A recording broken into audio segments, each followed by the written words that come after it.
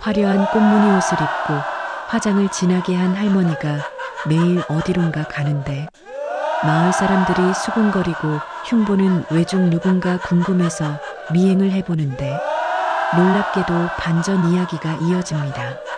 무슨 이유로 그렇게 차려입고 어디를 갔던 걸까요? 이제 그 이야기로 들어가 보겠습니다. 새벽 4시, 알람도 울리지 않았다. 명자는 그냥 눈이 떠졌다. 오래 살다 보면 몸이 먼저 안다. 오늘이 그냥 넘겨선 안 되는 날이라는 것을.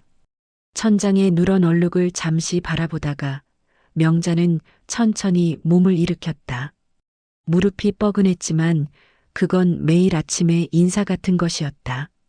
불을 켜지 않았다. 창문 틈으로 스며드는 가로등 불빛만으로도 충분했다. 이 단칸방은 좁았고 명자는 눈을 감고도 어디에 무엇이 있는지 알았다. 세면대 앞에 섰다. 거울 속에는 주름이 깊게 팬 얼굴이 있었다. 명자는 그 얼굴을 오래 들여다보지 않았다. 대신 화장대 서랍을 열었다. 파운데이션 뚜껑을 돌리는 손끝이 조금 떨렸다. 손가락으로 크림을 떠서 천천히 펴발랐다.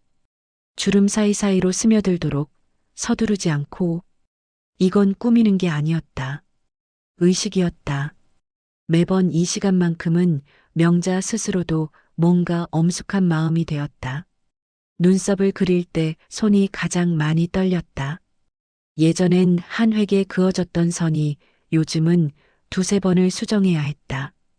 그래도 괜찮았다. 급할 것 없었다. 아무도 기다리지 않았으니까. 루즈를 꺼내는 순간 명자의 손이 잠깐 멈췄다. 낡은 골드빛 케이스, 바닥이 거의 다 다른 빨간 립스틱. 영감이 사준 거였다. 몇 년도였더라. 기억이 정확하진 않았지만 백화점 화장품 코너에서 쭈뼛거리며 골라왔다고 했다. 그때 명자는 웃으면서 이걸 어디다 바르냐고 핀잔을 줬었다. 지금은 그 말이 조금 후회된다. 입술에 천천히 색을 올렸다. 거울 속의 자신과 눈이 마주쳤다. 오늘도 잘 다녀올게요. 말은 하지 않았지만 눈빛으로 그렇게 전했다. 옷장을 열었다. 앞쪽엔 수수한 면 바지와 집에서 입는 조끼들이 걸려 있었다. 명자의 손은 그것들을 옆으로 밀어냈다. 안쪽 깊숙이 비닐에 쌓인 옷 하나. 꺼내서 비닐을 벗기자 먼지가 조금 일었다. 손으로 탁탁 털어내고 펼쳐보니 붉은 꽃무늬 원피스였다. 화려하다면 화려한, 그러나 명자에겐 꼭 필요한 옷이었다.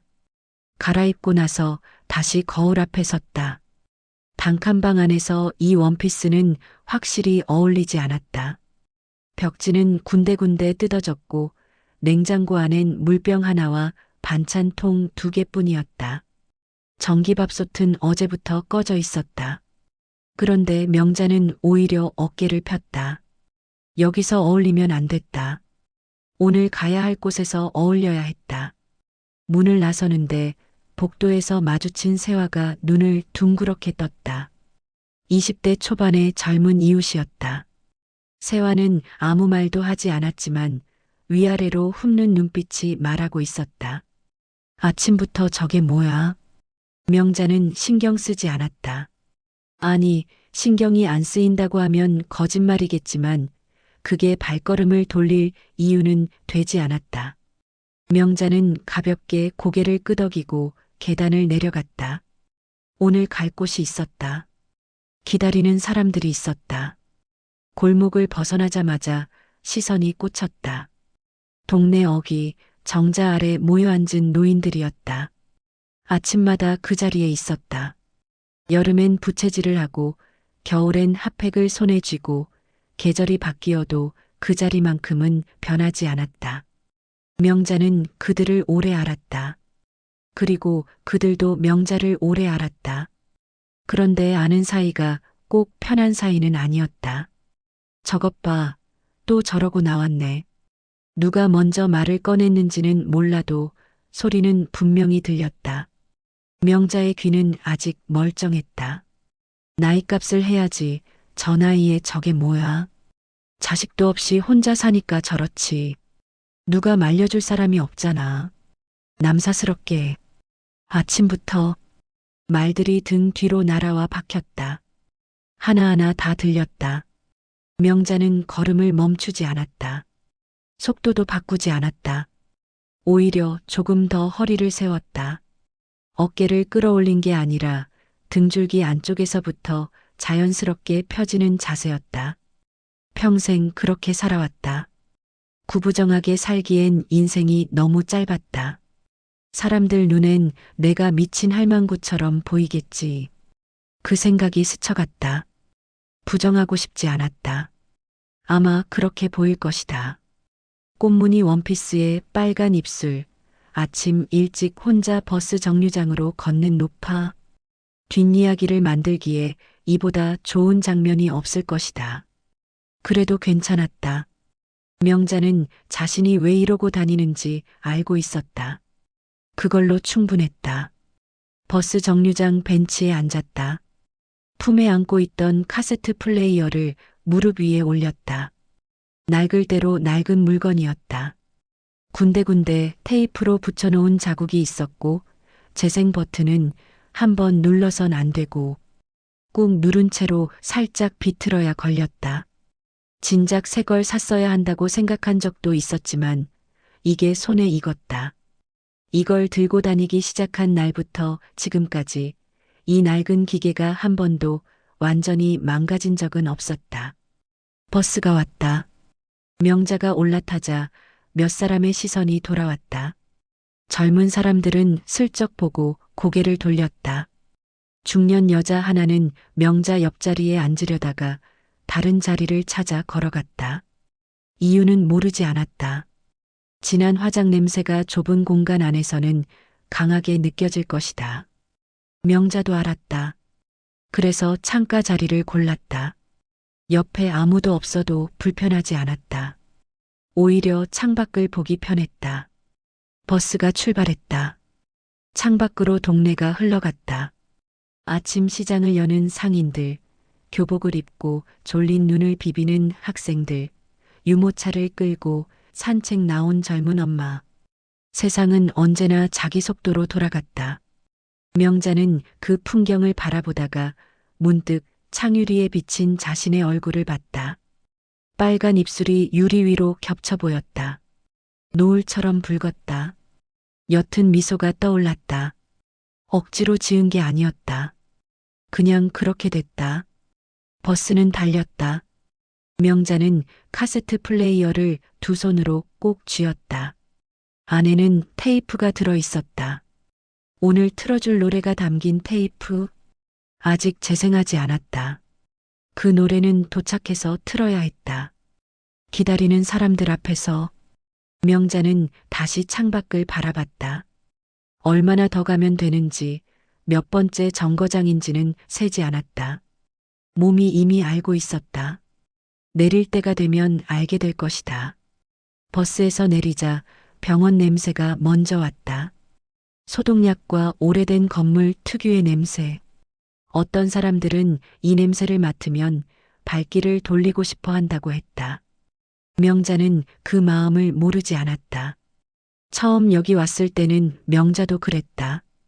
그런데 몇 번을 오고 나니 이제는 이 냄새가 오히려 도착했다는 신호처럼 느껴졌다. 다 왔다. 들어가면 된다. 성모 호스피스 병동. 간판은 작고 낡았다. 건물도 크지 않았다. 화려한 대학병원 같은 곳이 아니었다. 복도는 조용했고 조명은 약간 어두웠고 어딘가에서 늘 기계 소리가 낮게 깔려 있었다. 명자는 현관문을 밀고 들어갔다. 안내 데스크 앞을 지나는데 젊은 간호사가 고개를 들었다. 어머, 명자 씨. 오늘도 오셨어요? 명자는 가볍게 웃으며 고개를 끄덕였다. 새로운 간호사도 있었고 오래된 간호사도 있었다. 오래된 간호사들은 명자를 이름으로 불렀다. 그게 좋았다. 여기서만큼은 어르신이나 할머니가 아니라 명자였다. 복도를 걸었다. 병실 문들이 양쪽으로 늘어서 있었다. 닫힌 문도 있고 반쯤 열린 문도 있었다. 명자는 걸으면서 문 안쪽을 자연스럽게 살폈다. 눈이 마주치는 환자가 있으면 멈췄다. 박 선생님, 오늘 어때요? 최 여사님, 잘 주무셨어요? 이름을 불렀다. 이게 중요했다. 여기 있는 사람들은 너무 많은 것을 잃어가는 중이었다. 몸도, 시간도, 앞으로의 날들도. 그런데 이름만큼은 끝까지 자기 것이었다. 누군가 그 이름을 불러줄 때 사람들의 눈빛이 달라졌다. 명자는 그걸 알았다. 병실 안으로 들어갔다. 하얀 시트, 흰 벽, 환자복. 창문으로 들어오는 햇빛마저 어쩐지 색이 바랜 것 같은 공간이었다. 명자가 들어서자 분위기가 조금 바뀌었다. 붉은 꽃무늬 원피스가 그 방 안에서 유독 선명했다. 어떤 환자가 천천히 눈을 돌려 명자를 봤다. 그리고 뭔가 표정이 풀렸다. 말을 하지 않아도 알 수 있었다. 꽃이 들어왔다고 느끼는 것이다. 명자는 침대 옆 의자를 당겨 앉았다. 손을 내밀었다. 환자의 손이 천천히 그 위로 올라왔다. 차갑고 얇은 손이었다. 명자는 두 손으로 감쌌다. 아무 말도 하지 않아도 괜찮았다. 이 시간이 필요한 것이었다. 복도 끝에서 세화가 그 장면을 보고 있었다. 세화는 명자를 따라왔다. 처음엔 자신도 왜 따라오는지 몰랐다. 아침에 복도에서 마주쳤을 때 그 차림새가 계속 마음에 걸렸다. 혼자 사는 노인이 아침 일찍 화장을 저렇게 하고 나가는 게 이상하다고 생각했다.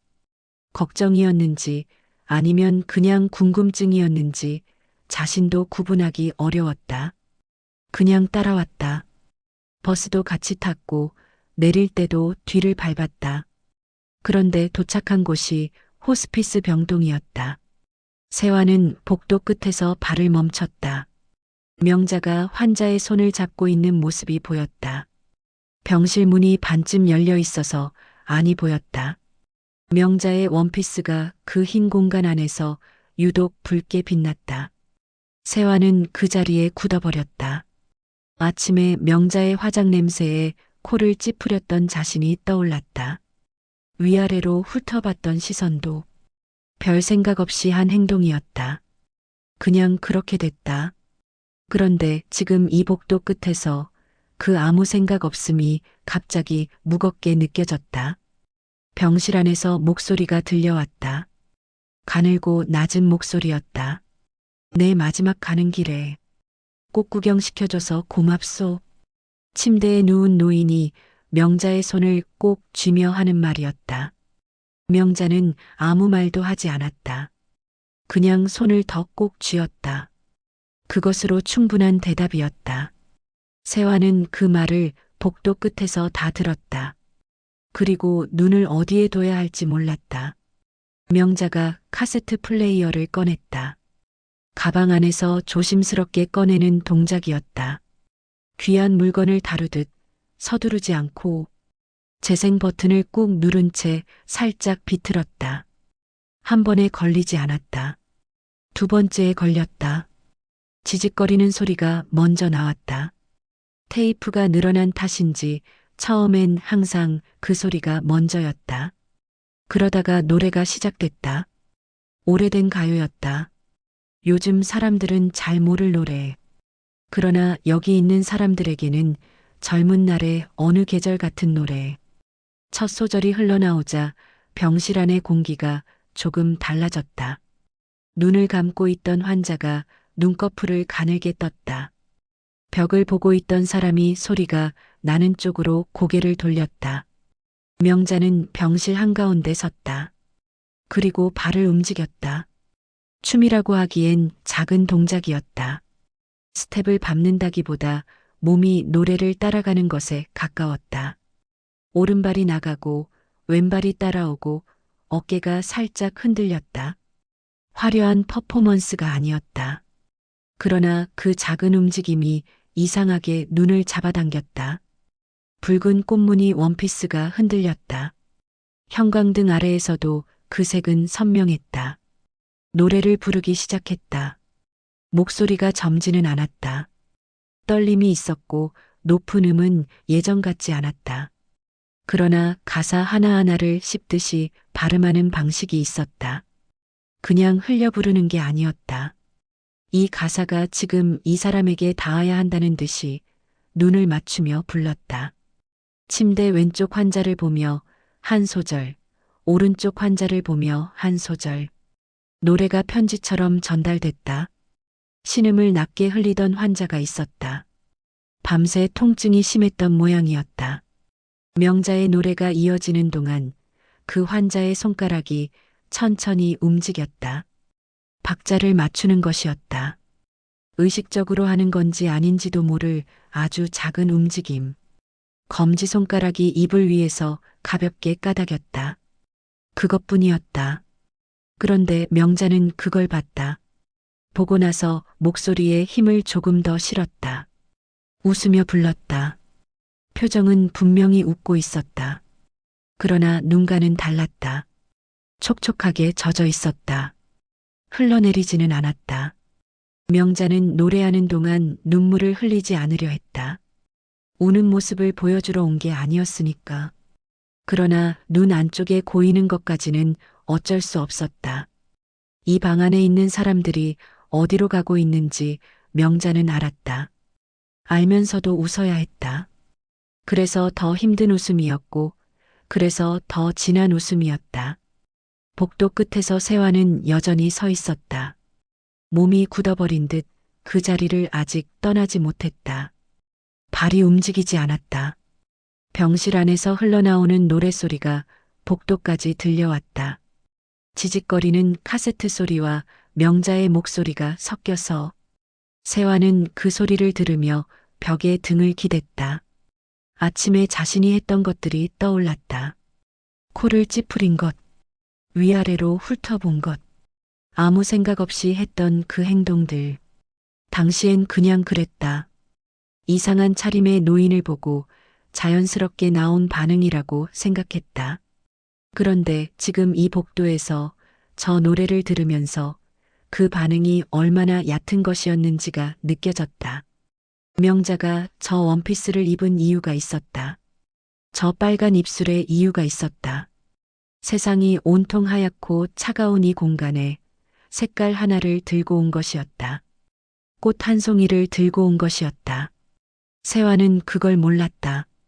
아니, 알려고 하지 않았다. 눈물이 났다. 훔치려다가 그냥 뒀다. 복도에 아무도 없었으니까. 노래는 계속됐다. 명자의 목소리가 병실 밖까지 흘러나왔다. 떠나가는 사람들이 외롭지 않도록. 마지막 가는 길이 너무 차갑지 않도록. 그 마음 하나로 부르는 노래였다. 돌아오는 버스 안은 조용했다. 올 때와 같은 노선이었지만 느낌은 달랐다. 올 때는 카세트 플레이어를 두 손으로 꼭 쥐고 있었다. 돌아올 때는 그냥 무릎 위에 올려뒀다. 힘이 빠진 게 아니었다. 다 쓴 것이었다.